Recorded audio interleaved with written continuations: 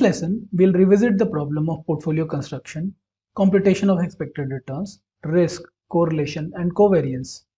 We'll also summarize our learnings of portfolio optimization with two security case and multi-security case. We'll construct portfolio possibility curve and examine the feasibility region where all the possible combination of securities in the form of portfolios are available to investors. We'll examine various properties of this feasible region with and without short sale and minimum variance portfolio.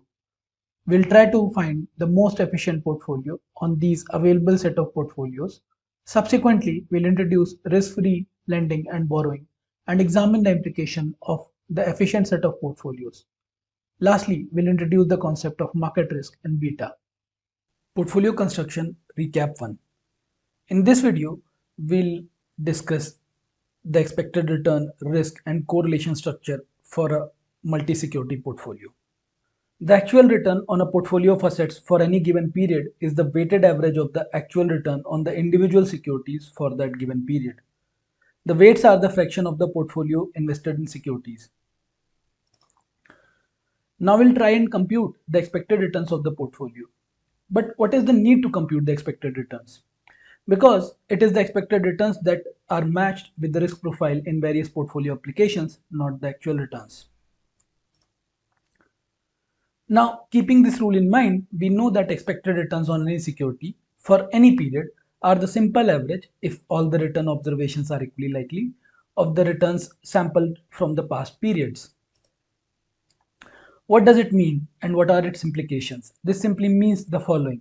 If you have three observations, for example 10%, 20% and 30%, and also that the returns on a security are sampled in an unbiased manner over equally spaced periods like daily, weekly and so on, then the expected returns for any given period are the simple averages, for example 10 plus 20 plus 30% divided by 3, which is equal to 20%. Mathematically, this can be very easily written as return Ri bar, which is the expected returns, equal to 1 upon t summation t equal to 1 to t RIT. Now consider the actual return on a portfolio for period t as shown here. RPT equal to summation xi RIT over I equal to 1 to n, where I depicts one of the n securities and xi is the weight invested in the security I.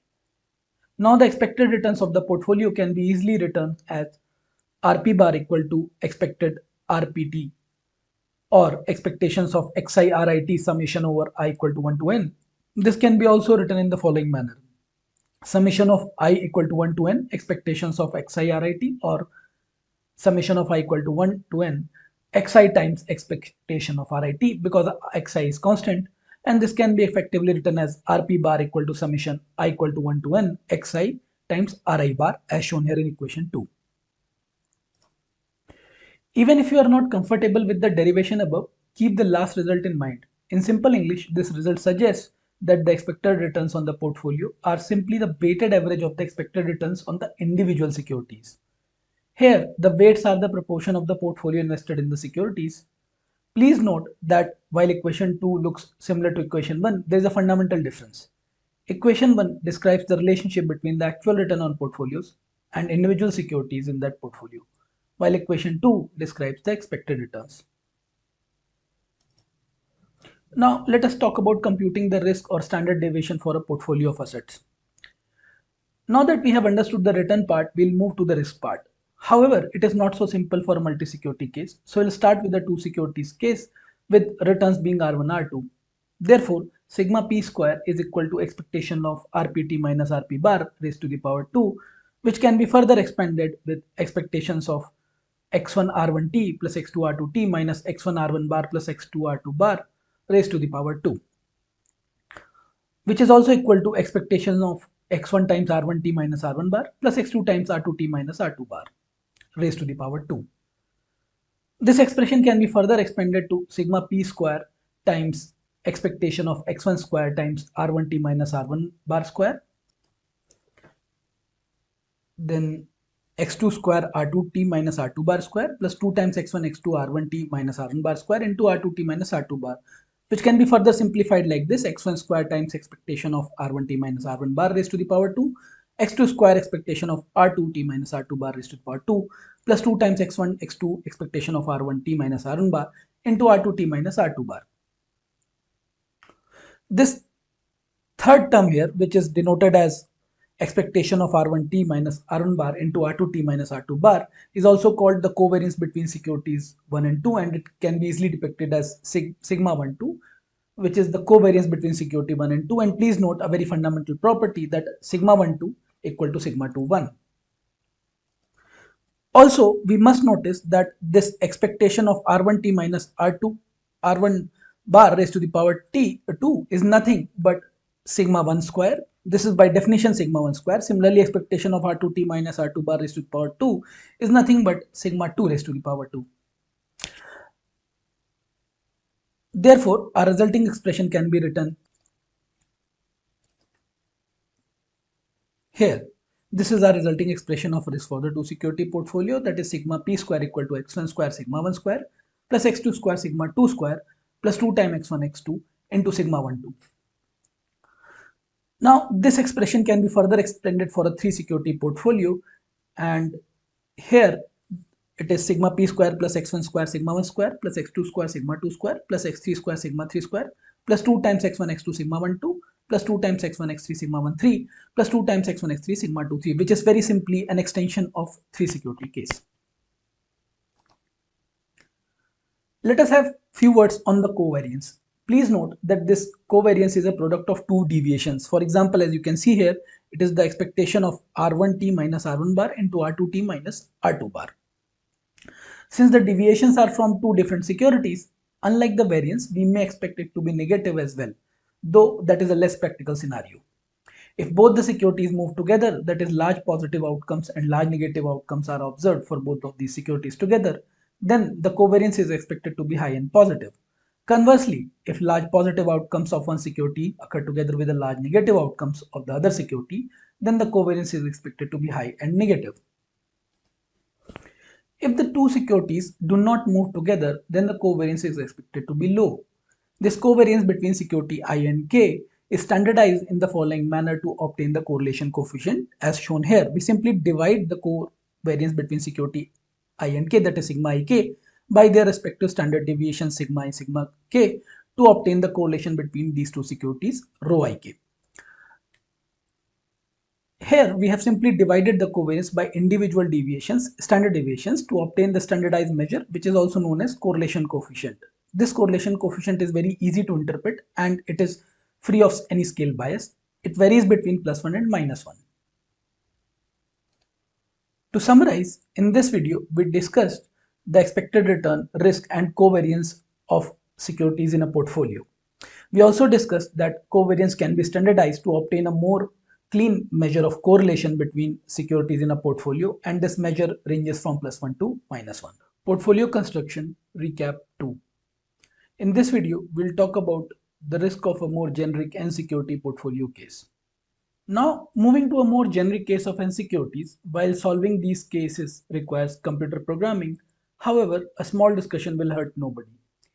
If we carefully examine the terms in the equation 4 shown earlier, we'll find that these terms can be segregated into two categories. Terms that are similar to x1 square sigma 1 square. For example, you can see here in the 3 security case, you have sigma p square as x1 square sigma 1 square plus x2 square sigma 2 square plus x3 square sigma square. These are the terms. And another set of terms like 2 times x1 x2 sigma 1 2, 2 times x1 x3 sigma 1 3, and so on. Terms like x1 square sigma 1 square, these are called variance terms, and terms like x1 x2, these are called covariance terms. Now for N-security variance, the generalized term can be simply written as xi square summation of xi square sigma square I equal to 1 to n.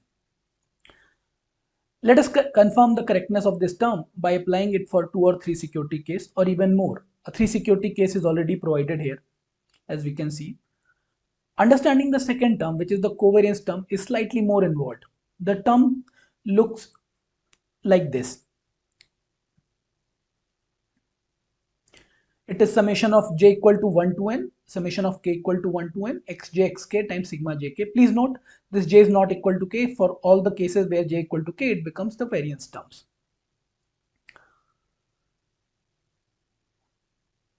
If you are looking for the coefficient of security 2, which is multiplied with all the covariance terms, please remember that j equal to 2, k equal to 3, and j equal to 3 and k equal to 2 will give the same two results, that is sigma 2 3 equal to sigma 3 2, and that is why we have a multiplication of 2 here.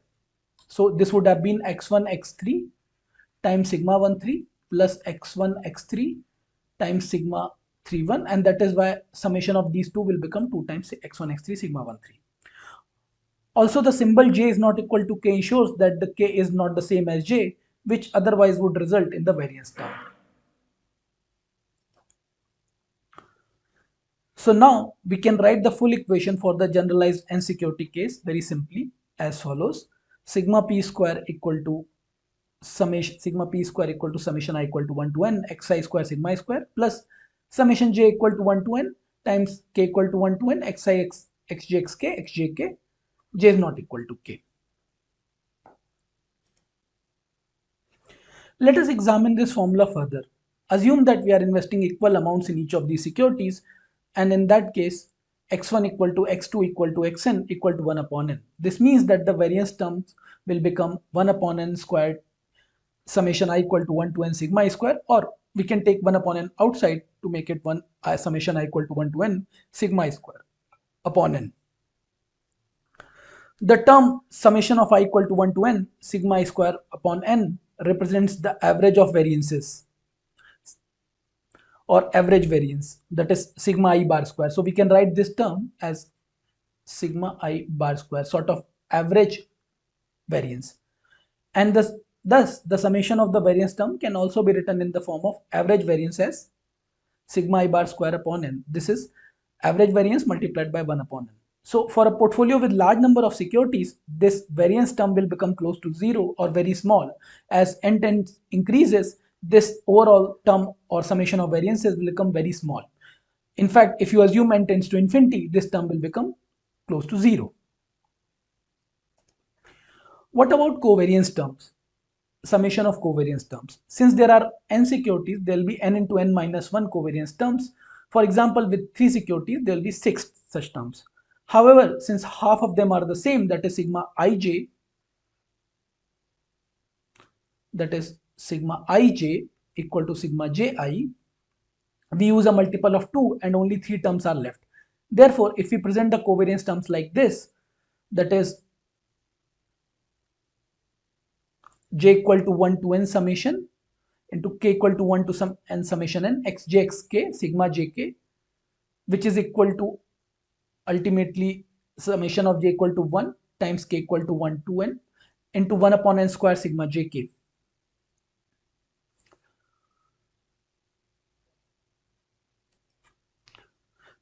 This also assumes equal investment in all the securities. That means x1 equal to x2 and so on equal to 1 upon n, equal investments, and this can be further simplified like this: n minus 1 upon n into summation j equal to 1 to n into summation k equal to 1 to n times 1 upon n into n minus 1 times sigma jk. The term j equal to 1 to n times k summation k equal to 1 to n into 1 upon n into n minus 1 times sigma jk is the summation of covariances divided by the number of covariances. Remember, there are n into n minus 1 covariance terms. So this is also called the average covariance or sigma jk bar. Thus, all the covariance terms can be denoted using the average covariance term as n minus 1 upon n into sigma jk bar. In this case, please note, as much as you can increase n, this term will approach to unity. So if n tends to infinity, this term will approach to 1, and therefore the resulting variance or summation of all the covariance terms will approach sigma jk bar, which is precisely the average variance covariance term, and it is not equal to 0 as happened in the case of variances. So this summation of all the covariance term with a very high value of number of securities, this approaches average covariance sigma jk bar. So what happens to the overall risk of the portfolio? That is summation of variance terms plus covariance term when we have large number of securities. So look at this overall total standard deviation of the security portfolio. It converges to sigma p square equal to 1 upon n times sigma I bar square, which is the average variance, plus n minus 1 upon n times sigma jk bar, which is average covariance. Now please note, for a very large number of securities, that is n increasing to a very large number, this term will approach to 0 or a very small value, and this n minus 1 upon n will approach to unity, and therefore we can say that sigma p square will simplify or approach to this value sigma jk bar. This is precisely what we observe in this diagram. Let us discuss this diagram in slightly more detail. The diagram gives us the intuition that as the number of securities are increased, as you can see here, the number of securities are increasing, the variance term that represent the risk of the security is offset. For example, here till here you have the variance term component, and here you have covariance component. As the number of securities are increased, this variance term drastically decreases, and for even a small number of securities like 30, it becomes close to 0.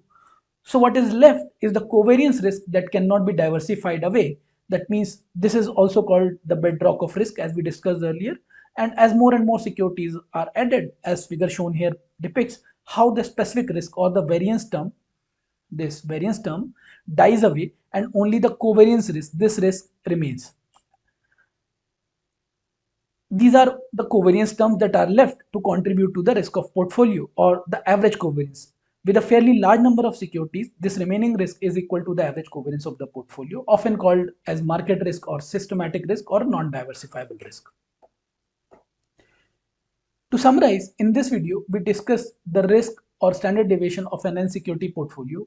We found that as the number of securities increase, the variance term or the idiosyncratic stock specific risk is eliminated, and the only risk remaining is non-diversifiable and is on account of covariances, which is driven by correlations across securities. This is the benefit of diversification. Simply by adding more securities to a portfolio, we are able to eliminate the stock specific idiosyncratic risk. Mean variance framework.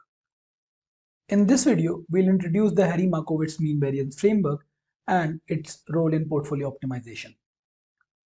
Since 1952, Harry-Markowitz seminal work on portfolio selection, the practice of portfolio diversification is well known and documented.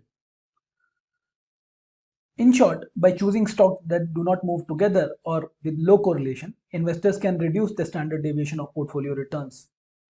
If a sufficiently large number of past return observations are taken, their distribution is plotted, then this distribution is fairly close to a normal distribution that we saw earlier.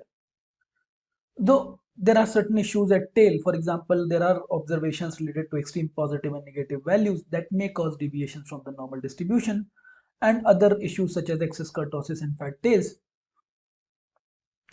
The normal distribution is considered to define the return distributions very well, and uses only two particular parameters, which is mean and standard deviation or variance. In a nutshell, all the past returns can be defined by these two numbers, that is mean and standard deviation, and that is the reason we have discussed the normal distribution in some of the previous discussions. Now let us combine two securities to construct a portfolio. Consider two securities A and B. Security A offers 8% expected return and B offers 18.8% return. Standard deviation of A is 13.2% and that of B is 31%. A portfolio comprising these two securities has its expected return and risk governed by these two equations, equation 1 and 2, which can be seen here. For example, expected return of the portfolio can be easily written as W1 times R1 bar, which is the expected return on security 1, and W2 times R2 bar, which is equation 1 for expected return on the portfolio. This we have seen earlier. Similarly, the variance of the portfolio is W1 square sigma 1 square plus W2 square sigma 2 square plus 2 times W1 W2 rho 1 2 into sigma 1 sigma 2. This equation 2, which also we have seen earlier. Now we'll examine all the behavior of returns and standard deviation for different levels of correlations and different investment proportions, that is W1 and W2 for these two securities.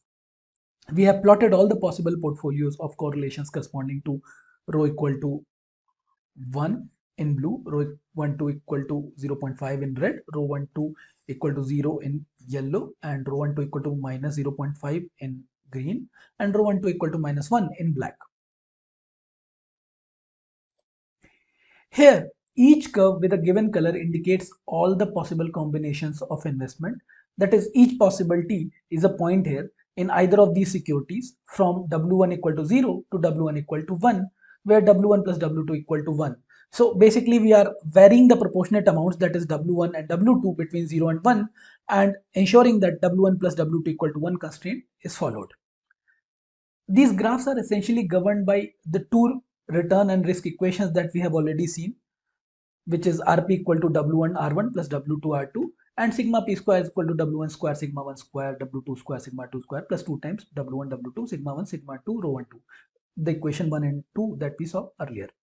Rho 1 2 here was the correlation coefficient between the two securities 1 and 2, and then a very important parameter. Now please consider the blue line here with rho 1 2 equal to 1, a correlation. In this special case, the equation becomes a straight line with sigma p equal to W1 sigma 1 plus W2 sigma 2. This is the blue line case, this case.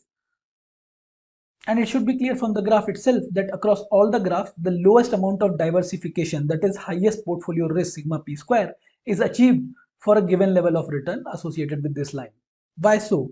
Please notice that for this blue line, for all the combination of W1, W2, the amount of risk for a given level of return is maximum for all the combination. For example, if we look at this level of returns, the maximum risk is obtained on this blue line for all the different correlation combinations. The minimum we'll discuss the minimum and other combinations also, but it is very easy to see here that the maximum risk is observed or obtained for this particular line. And in this particular line, there is no diversification, and the equation of risk sigma p is simply the weighted average of risk between two securities, that is W1 times sigma 1 plus W2 times sigma 2, something similar to the weighted average of returns as we computed. Next, we examine the other extreme case corresponding to rho 1 2 equal to -1, and that correlation is shown here in green. This is the case where highest diversification is observed, as it carries the highest levels of return for a given level of risk, or minimum level of risk for a given level of return. In this case, the equation for risk effectively becomes or described by this equation, which is sigma p square is equal to W1 sigma 1 minus W2 sigma 2 raised to the power 2. Please remember, this particular equation has two solutions, each representing a straight line. That is, line number 1 is sigma p equal to W1 sigma 1 minus W2 sigma 2, which is this line, and W1 sigma 1 minus W2 sigma 2, which is this line. So in this case, when sigma p equal to W1 sigma 1 minus W2 sigma 2, when W1 into 1 sigma 1 minus W2 sigma 2 is greater than equal to 0, and sigma p equal to minus W1 sigma 1 minus W2 sigma 2 when W1 sigma 1 minus W2 sigma 2 is less than 0. So these two line segments can be represented by this black line, and the other one is by this black line. So these are two line segments, and these two lines intersect at sigma p equal to 0, where precisely W1 equal to sigma 1, W1 sigma 1 equal to W2 sigma 2. Now this is a very special but an impractical case where you have attained complete diversification with zero risk. Such cases of negative correlation are rarely observed and almost okay from theoretical point of view, but not observed practically.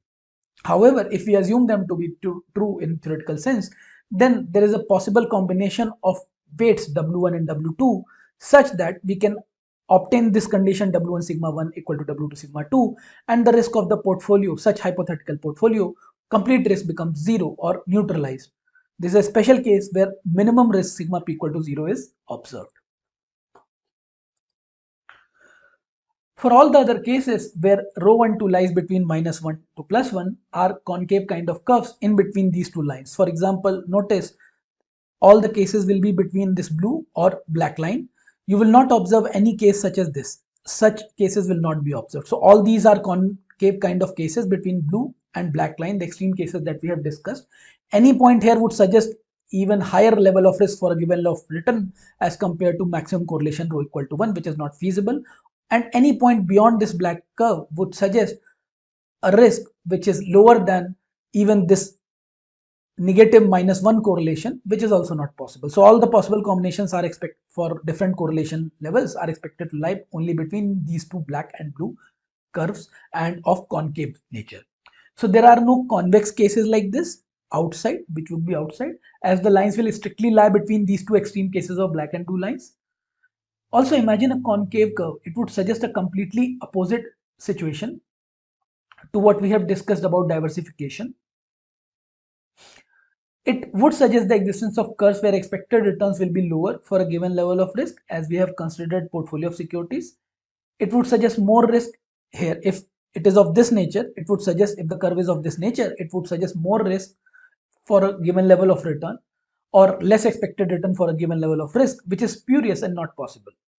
So our region of possibilities is strictly lined between this black and blue lines. So this is the region of possibility for all possible combination of correlations and W1 W2 weights. An important observation here is that the risk of the portfolio for a given level of returns is sometimes even less than the least risky security in the portfolio.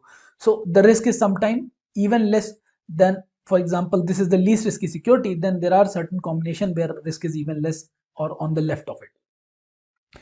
And this is particularly the case when the correlation between the securities is very low. For example, on this side where correlation is low, on this side we are expecting low correlation points. In actual terms, there may be a security that exhibits returns outside this region of possibilities. Then what happens? Surely expectations cannot stay away from the actual returns for a long time if markets are reasonably efficient. That means if any security is lying outside of this feasibility region, then market forces of arbitrage and market efficiency will drive down these points or these returns back to the normal levels by correcting the points. So there will be a correction witnessed in the point that will drive down the observed level of prices to align them with the expected returns. So we have seen that adding more and more securities to the portfolio here surely lowers the specific risk of the portfolio. Even with 15 to 20 stocks, we can achieve a considerable amount of diversification by neutralizing the stock specific or variance risk. What happens when we add more and more securities to this two stock portfolio? How does the feasible region, as we saw here earlier, this region changes, which is the area of all the possibilities. In the next video, we'll discuss these possibilities when we add more securities to this two stock portfolio, how this feasibility region changes. To summarize, in this video, we saw the mean variance framework of Harry Markowitz. We found that for a correlation equal to 1, there's no diversification in risk, and the total risk of the portfolio is simply the weighted average of individual risk or standard deviations of the two securities, weights being the proportionate amount invested in these. We also saw that for a theoretical and hypothetical case where correlation is strictly equal to -1, maximum diversification is achieved, which is represented here by two line segments in the black color.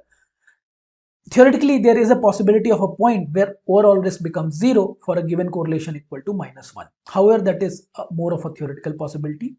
For all the possible combinations of correlation and proportionate amounts invested in the portfolio, the feasibility region lies between these two curves, that is between this blue, which is corresponding to sigma equal to correlation equal to 1, and the black curve, which is corresponding to correlation equal to -1. So all the feasible points lie in this region.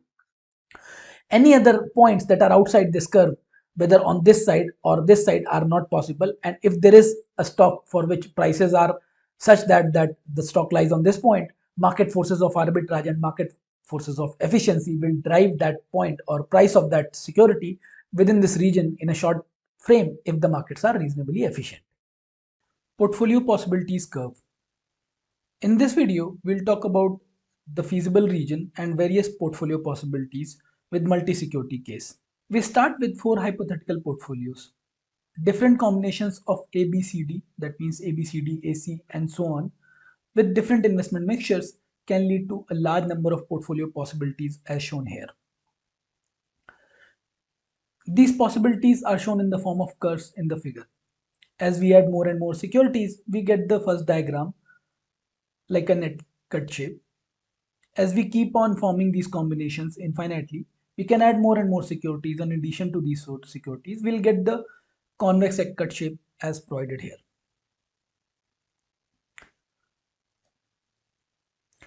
This region of possibilities is shown here in blue.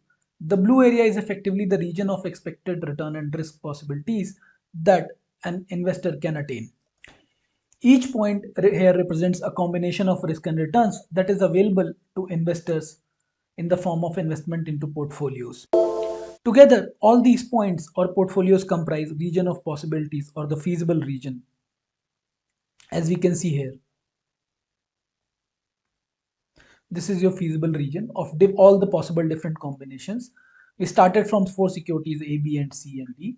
Then we kept adding more and more securities to obtain this region of possibility. Now, on this region of possibility, our goal is clear. We want to move up or increase the returns. That means we want to move in this direction, where for a given risk, we are increasing the expected returns. And we want to move to left. That means for a given level of return, we want to reduce the risk. As we do this, we reach the top surface of region of possibilities, which is this surface, or we can say SS dash on this region of feasibility. There are no more points where we can move further left or up on this curve. So this is the extreme available to us, the best possible combination. And that is why this region is called efficient frontier. All the points on this region offer the highest return for a given level of risk or lowest risk for a given level of return. For example, if you pick this level of return, the lowest amount of risk available for all the points available in feasible region would be on this, that is on the surface SS dash.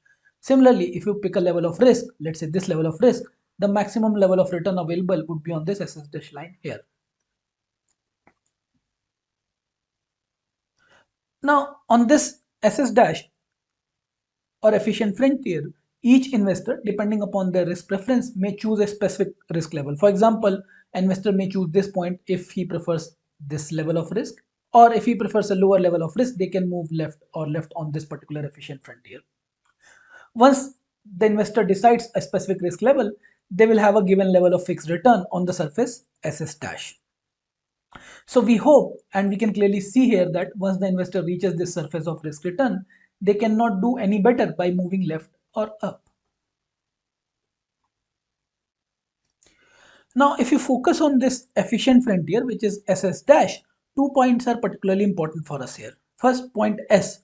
This point is the minimum risk point.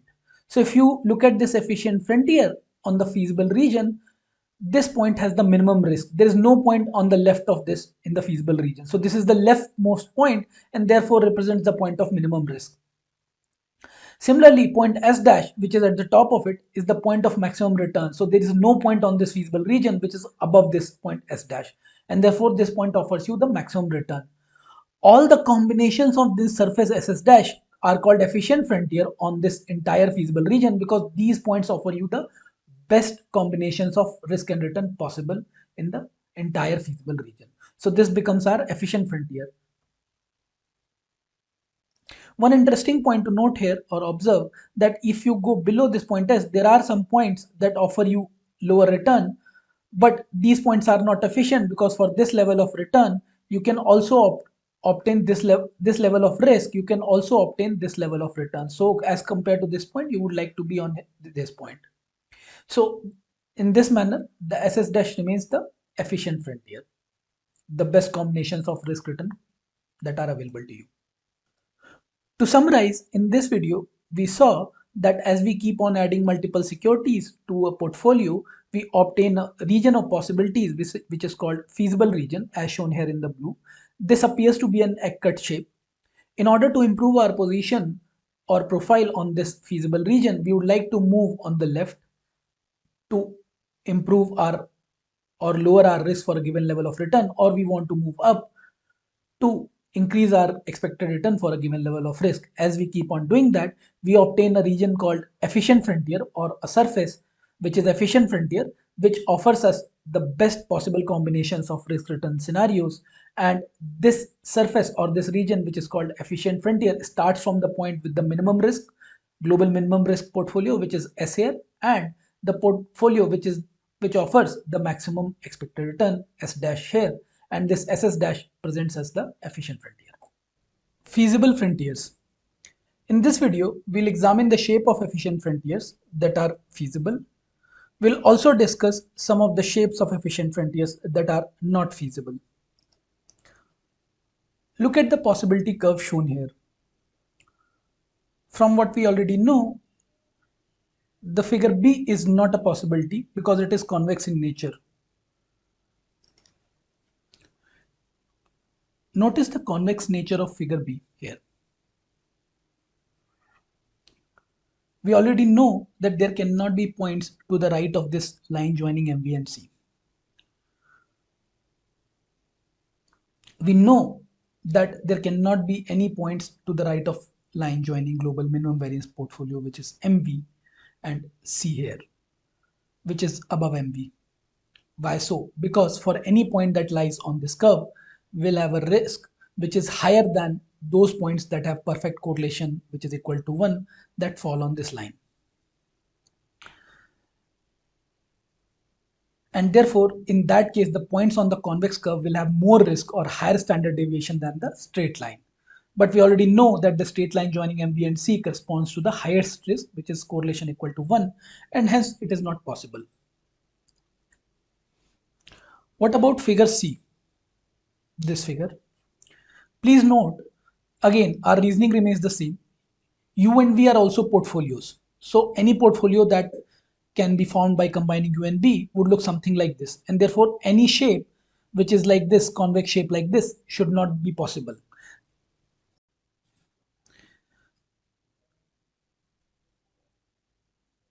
So the straight line joining this UV points will be one extreme set of portfolios with the highest risk. And therefore, the shape of the curve joining UV can only be at max or at best a straight line or a concave curve, not this kind of convex curve as we have discussed. And therefore, this figure C is also not a possibility. Let us also now discuss the points that are below the minimum variance frontier, like here shown in A, B, and C.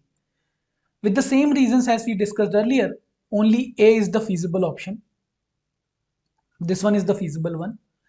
The curve below the point MB should be convex like this. And therefore figure B is also not possible because it would again represent those points that are having higher risk than this straight line with correlation equal to 1. Now if U and V are combinations of MV and S, for example these U and V, they are combination of MV and S. If the portfolios U and V are mixed, the combination can be a convex curve at or max a straight line joining UV like this. So it can be like this or the straight line joining there. It cannot be a concave curve as shown here. So it cannot be a concave curve, and therefore C is also not a possibility. So now we have understood the risk return profile of a combination of two assets and how feasible frontier would look like. To summarize, in this video, we discussed the shape of feasible frontiers. For those points that are lying above the minimum variance portfolio MV, this MV, the shape of efficient frontier should be a concave curve that is towards the left of the straight line joining point MV and S, which suggests that there cannot be any portfolio with higher risk for a given level of return. Similarly, for those points that are below MV, the curve has to be convex and not concave. The shape of feasible frontier should be convex, not concave, because all the concave curves would indicate those points that have higher risk for a given return than the correlation equal to 1.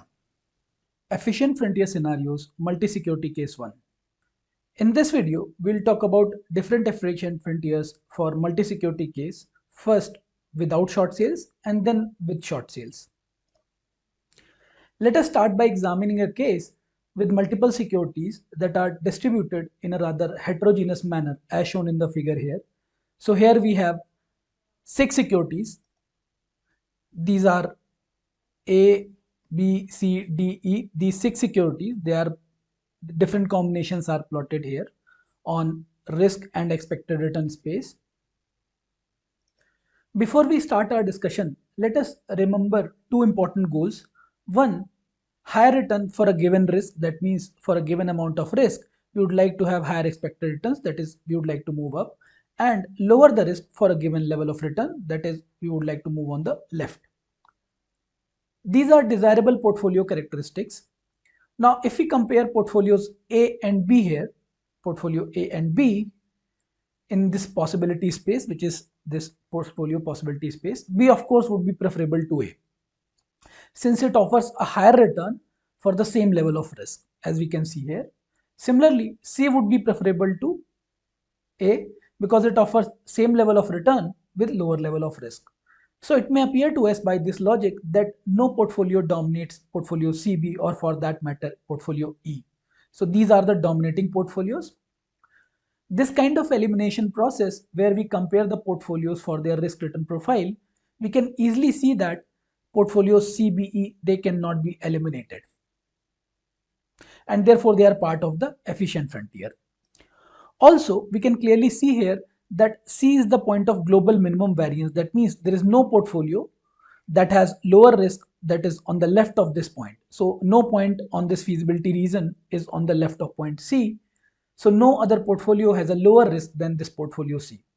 And therefore we can say this surface CEB would comprise the set of portfolios that offer the highest return for a given level of risk, or alternatively the lowest risk for a given level of return. Therefore, this curvature, the set of portfolios that lie on this curvature CEB, are called efficient set of portfolios, or this is our efficient frontier. Here we also find that this C portfolio is the portfolio with minimum variance, and portfolio B is the portfolio with maximum return. Also, we can call C as global minimum variance portfolio. Now, if we take out the portion of this efficient frontier, it would look something like the graph shown on A, this A curvature. We know from our previous discussions that the shape can only be concave, not convex.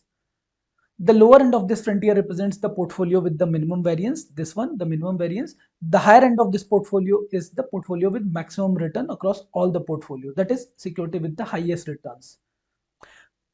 Please remember, in this case, we cannot have a portfolio looking like B, as we have discussed already. Any convex nature like between U and B is not possible. Why? Because U and B are also portfolios, and therefore we have already discussed, if all the points are above minimum variance frontier, that is above this minimum variance point, any two portfolios U and V, their combination can be at best a straight line, and in that case this straight line would represent portfolios with correlation of 1, that is maximum risk. So any portfolio on the right side of it would represent a set of portfolios that carry higher risk than those with correlation of 1, which is not possible, and therefore any set of portfolios on the right side would not be possible, and therefore this convex nature of curve is not possible. Therefore B is not a feasible scenario. The only feasible scenario for efficient frontier in this case is this one. Now let us talk about a case where short sales is allowed. Short sale is essentially selling a security one does not own, which is equivalent to taking a negative position in a security. This negative position allows one some additional liquidity or funds that one can invest further in taking a long position or investing in any other purposes. Now, if you are making the short selling, you would like to sell securities that have lower expected returns, and you would like to buy securities from those proceeds where you have higher expected returns. And therefore, those not so efficient securities which are lower in the efficient frontier, here you have this opportunity now to short sell these securities, because these securities are offering us lower expected returns. This suggests that one can keep on short selling securities that are here while investing in long in securities that are here and extending their position beyond B to C and further high. Theoretically, this suggests that one can achieve infinite expected returns or very large amount of expected returns, but at the same time, when you do that, you also extend the risk of your position, that is, you also extend the risk or standard deviation to very large levels. And therefore, one can see that now our actual efficient frontier is not restricted at point B, and one can take positions that can go beyond B and even further and further. So now on aggregate, our position becomes MVB and beyond to C. So one can extend their portfolio possibility curve to MVBC, which becomes the new efficient frontier. And notice that this is a concave curve, which is similar to earlier without short sale scenario, but now with short sales, our efficient frontier extends from MV. Not only it moves up to the security with maximum return, but it also extends beyond that to large expected returns which have no finite upper bound. However, please note the caveat: in order to achieve that, we are able to, or we are assuming a large amount of short sales. Every market have certain restrictions on short sales, but still, to a reasonable extent, we can assume that one can extend their efficient frontier beyond this point B, which was point of maximum return, to further with no upper bound. To summarize, in this video, we discussed the shape of efficient frontier with and without short sales. We found that in the absence of short sales, the efficient frontier extends from portfolio of minimum variance, a portfolio with global minimum variance, to portfolio of maximum return, in this case MV2B. However, when the restrictions on short sales are removed, one can short sell securities with poor expected return and invest them in higher expected returns that are on efficient frontier and extend their possibilities beyond this upper point B. And in that case, the expected returns would be very higher with no upper bound on this efficient frontier. However, at the same time, if one were to obtain such positions, the risk or standard deviation of such positions would also be very high.